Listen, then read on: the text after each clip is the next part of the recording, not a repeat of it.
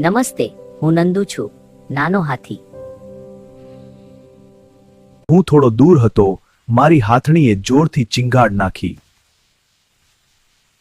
એ અમને યાદ અપાવે છે કે હાથીઓ હંમેશા ટોળામાં રહે છે.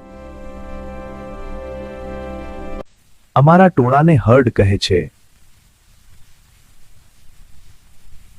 અમારા ટોળામાં આગેવાની સૌથી ઘરડી માદા હાથણી કરે છે.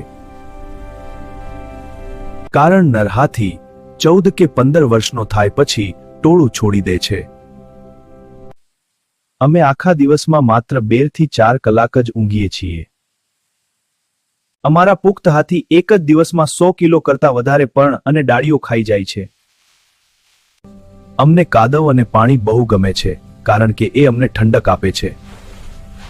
અમારા કાન પંખા જેવા હોય છે, એને હલાવી અમે ઠંડક મેળવીએ છીએ. હું નંદુ, અને આ છે અમારું જીવન.